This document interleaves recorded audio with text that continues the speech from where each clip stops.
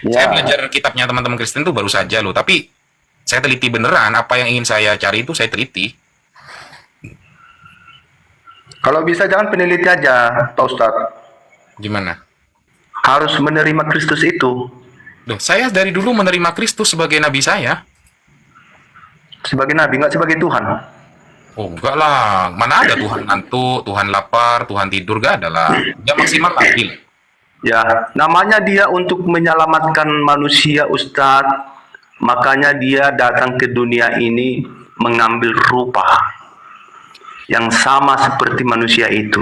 Ya, Yesus itu Dia BAB harus gak sih? harus menyatakan diri. Ya Mas Petra, Yesus itu buang air kecil sama buang air besar gak sih? Kalau di dalam kitab itu nggak ada ditulis. Kenyataannya, dia buang air kecil sama buang air besar nggak? Saya nggak bisa menjawab karena di Alkitab tidak ada ditulis di sana. Tuhan kami, Tuhan Yesus, dia lahir dari kandungan Maria. Ya sebagai kecil ya tentu dia BAB.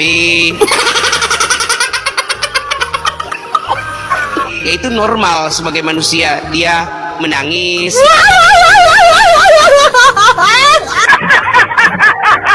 Iyalah, namanya manusia, ya kan? Barangnya ada gitu loh. Kalau dicukur rambutnya bisa, tentu bisa. Terus gunanya alat vitalnya buat apa dong? Hanya aksesoris saja? Loh, kita kan nggak tahu karena ditulis di sana nggak ada.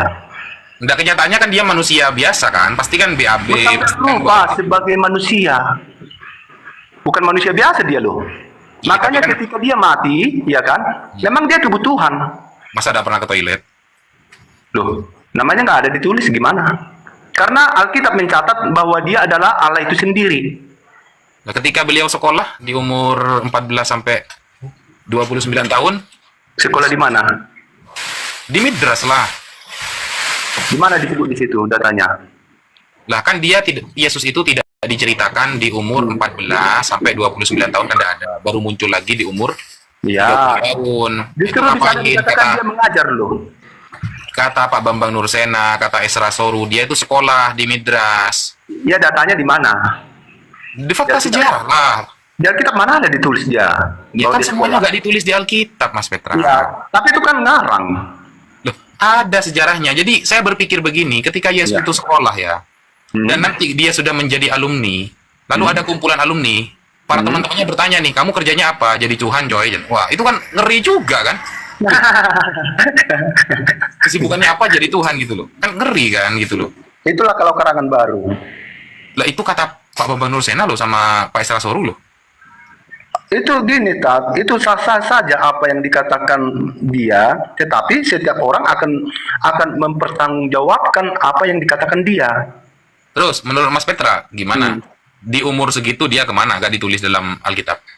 Ya, karena tidak ditulis di dalam Alkitab, ya kita tidak tahu. Kalau ada orang tanya, ngapain? Ya, ya. Karena di dalam Alkitab mengatakan kalau semua ditulis agaknya dunia ini tidak akan muat. Nah, karena Ya. nggak semua ditulis itu maka harus dicari fakta sejarahnya gitu loh. Tetapi Alkitab tidak mencatat. Iya memang nggak mencatat Mas Petra, Iya. tapi kan harus kita cari fakta sejarahnya dia kemana di umur segitu. Ya. Karena dikatakan kan seperti yang saya bilang bahwa kalaulah ditulis semua tentang dia, agaknya dunia ini tidak akan muat untuk mencatatnya. Gitu loh. Ya maksud saya gini Mas Petra, Ya. kalau semuanya dijawab tidak tahu, seolah-olah keilmuan dalam Kristen ini terbatas nanti. Bukan tidak tahu. Kalau tidak ditulis bagaimana kita menjawabnya? Itu namanya ngarang. Yalah, Namun pastinya dia adalah Allah itu sendiri. Tubuhnya, ya tubuh dia sendiri, tubuh Tuhan. Bukan tubuh manusia biasa. Makanya dikatakan di sana dia adalah darah yang mahal, bukan dengan darah yang panah, bukan dengan barang yang panah, bahwa kita ditebus dia. Tetapi Tapi darah yang mahal. Yesus sendiri pernah mengatakan loh Mas Petra, Yesus sendiri itu pernah bilang, kepada Bapa diberikan hidup dalam dirinya sendiri, Ya. dan kepada anak diberikan hidup dalam dirinya sendiri. Ada istilah Bapa, ada istilah anak. Berarti Enggak ada juga. Tuhan senior, ada Tuhan junior. Oh, bukan Tertulis seperti dalam itu. Yohanes 5 nomor 26. Bukan seperti itu. Gimana tuh? Ya, Yesus itu adalah Allah itu sendiri. Loh, Bapak dan Anak punya hidup sendiri-sendiri di ayatnya itu? Hidup sendiri-sendiri bagaimana? Coba dibaca, Yohanes 5 nomor 26, coba dibaca dulu. Iya, ya, saya tahu. Ya, saya tahu itu. Hidup sendiri-sendiri itu bagaimana? Maksudnya pisah-pisah gitu. Ya iyalah kan, kepada Bapak diberikan hidup dalam dirinya sendiri, Terus? dan kepada Anak diberikan hidup dalam dirinya sendiri. Mereka Terus? itu beda, bukan Ya, satu. makanya dikatakan aku dan Bapa adalah satu. Satu dalam hal apa itu? Ya satu. Satu dalam apa? Tubuh kan? Bapa itu sendiri.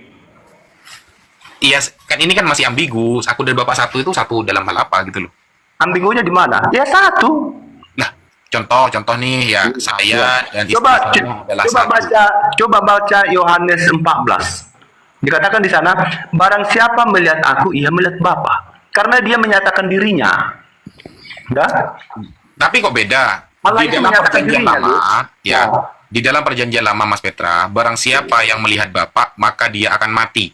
Oke. Tetapi di perjanjian baru, yang melihat Yesus, malah Yesusnya yang mati. Kok kebalik? Oke. Tahu nggak maksud daripada barang siapa melihat Allah itu, manusia itu akan mati? Kenapa?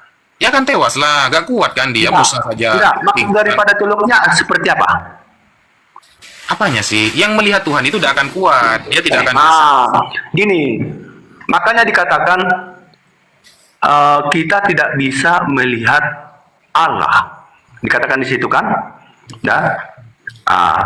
Dan mendengar suaranya kita tidak pernah. Artinya, ketika manusia itu jatuh dalam dosa, kehilangan kemuliaan Allah. Tetapi kenapa bisa kita melihat dia ketika datang ke dunia? Karena dia mengosongkan dirinya, mengambil sama seperti manusia itu.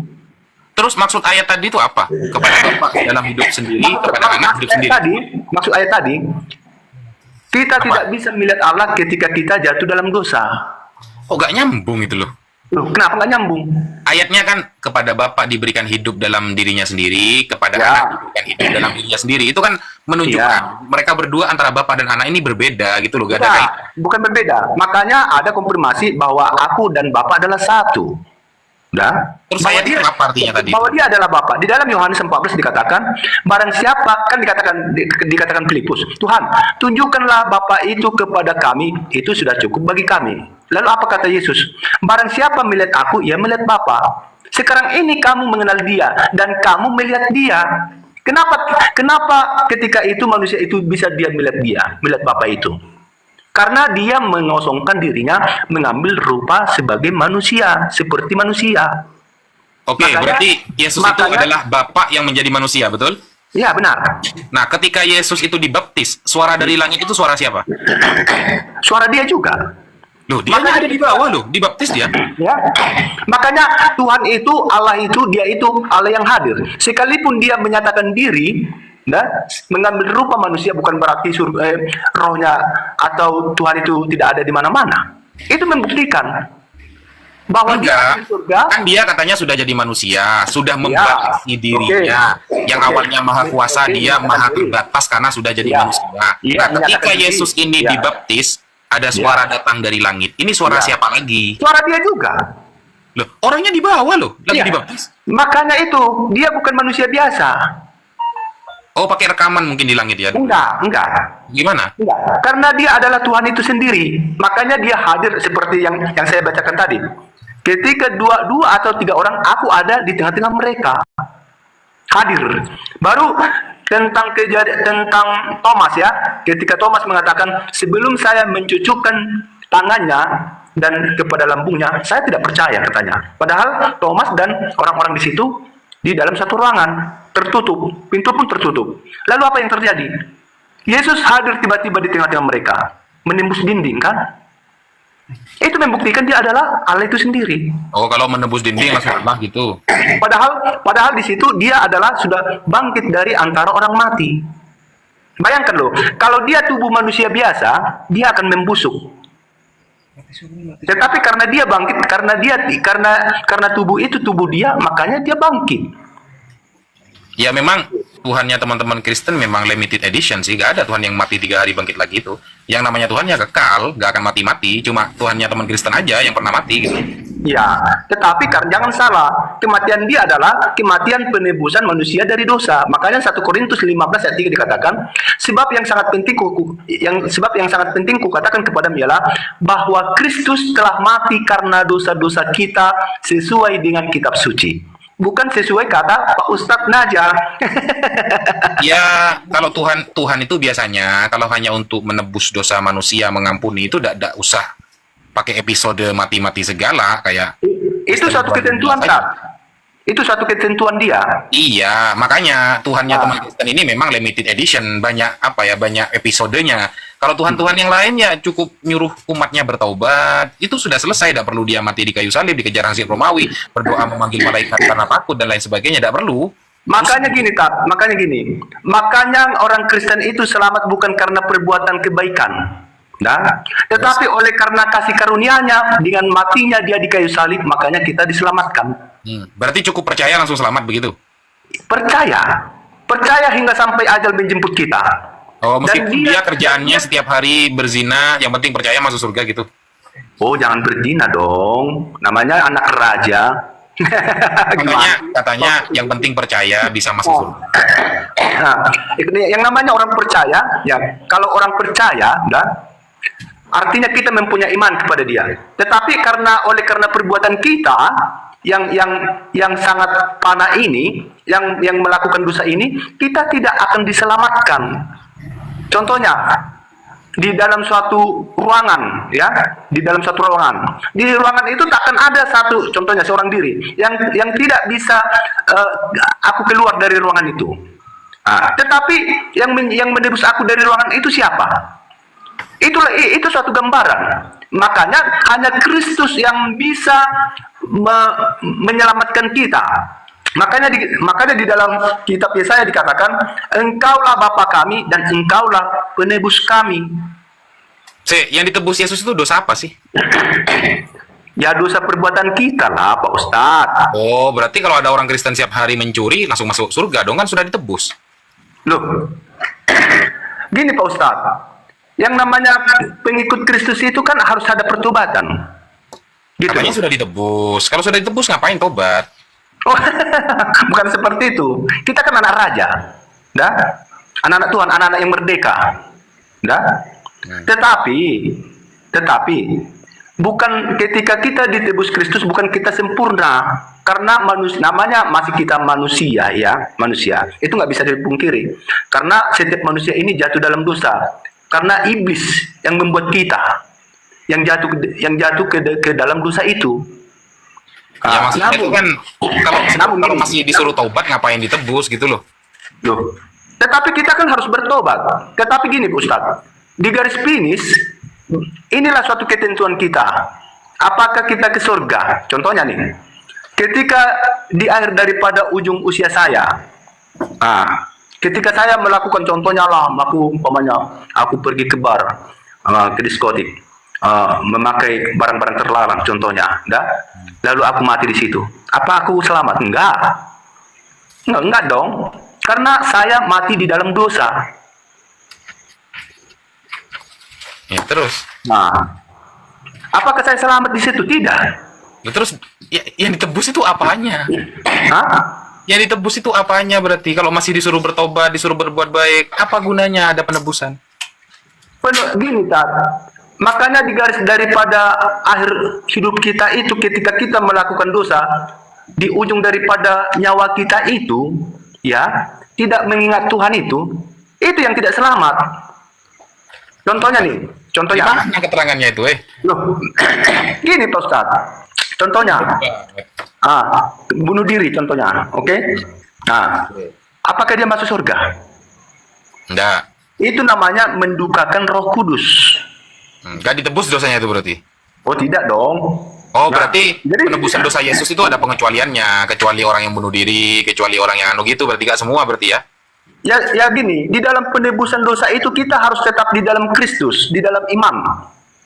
Iya, berarti yang ditebus oleh Yesus itu tidak semua dosa berarti. Kalau seperti bunuh diri tidak ditebus sama dia kan?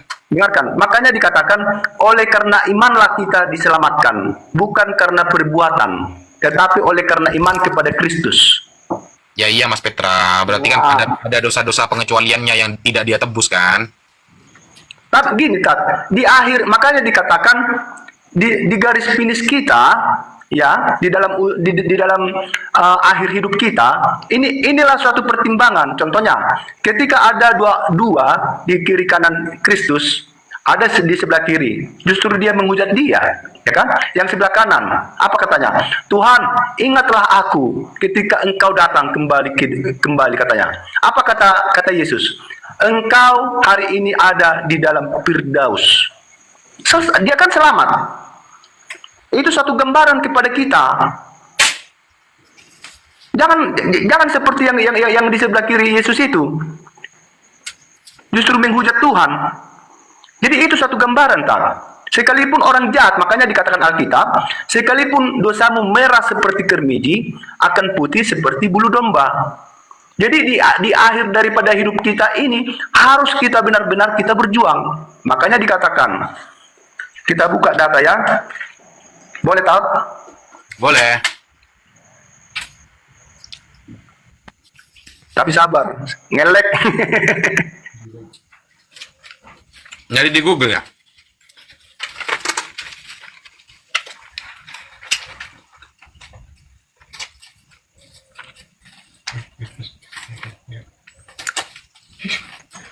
Oke ya, aku baca Tat ya. Yeah. Inilah perkataan Kristus ya. Wahyu 21 ayat 6 sampai 8. Aku baca ya. Firman-Nya lagi kepadaku, semuanya telah terjadi. Aku adalah Alfa dan Omega, yang awal dan yang akhir. Orang yang haus akan kuberi minum dengan cuma-cuma dari mata air kehidupan. Barang siapa, sebentar.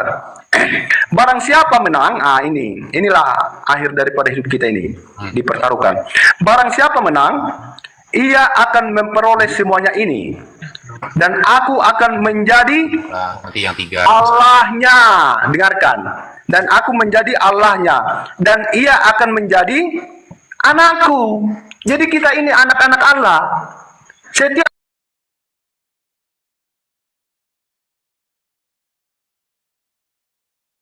Yesus Kristus itu adalah luar biasa.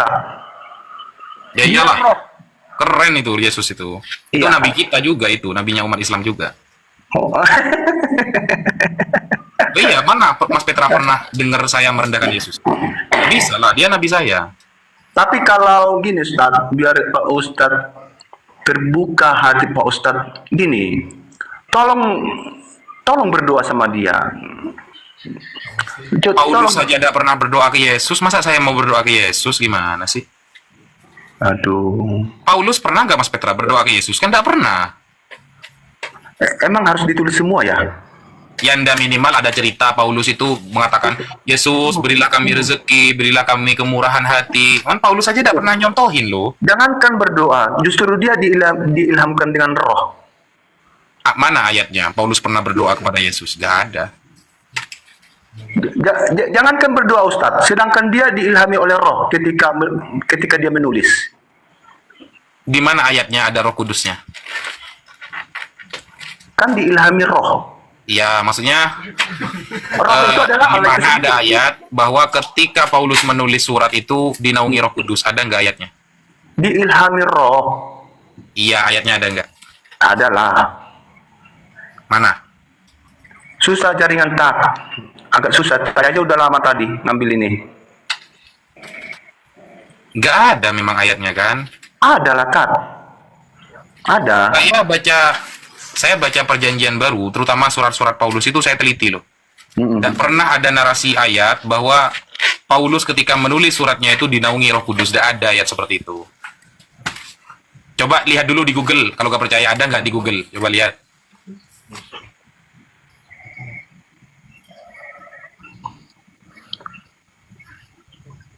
Susah jaringanku Tat. Mas Pesta ini di mana sih? Kok bisa susah jaringan? Nggak pakai wifi dah? Nggak pakai Pakai wifi? wifi, Tat. Kadang apa ngelek. Oh, nge-lag. Oke. Besok lah saya tunjukkan datanya. Nggak mungkin, nggak ada. Ada pasti. Saya tunjukkan datanya. Sejauh yang saya baca, Mas Petra, saya itu kalau baca surat-surat Betul. Paulus itu saya teliti loh. Nggak ada ayat yang mengatakan ketika Paulus menulis ya itu dinaungi Roh Kudus gitu. Nggak ada. Itu cuma narasi teman-teman Kristen saja. Diilhami dengan roh, karena roh itu adalah Yesus itu sendiri. Iya, nggak ada ayat seperti itu. Bahkan Paulus sendiri mengatakan di dalam Korintus bahwa apa yang dia sampaikan bukan berdasarkan firman. Bukan berdasarkan firman. Jadi yang disampaikan Paulus itu bukan firman Tuhan. Memang murni pemikiran dia sendiri. Tapi diilhami dengan roh. Nah, kata diilhami dengan roh itu ayatnya nggak ada. Kalau ada gimana? Ya tunjukin kalau ada. Gimana emangnya? Nggak ada Mas Petra. Mas Petra kan bertahun-tahun jadi orang Kristen.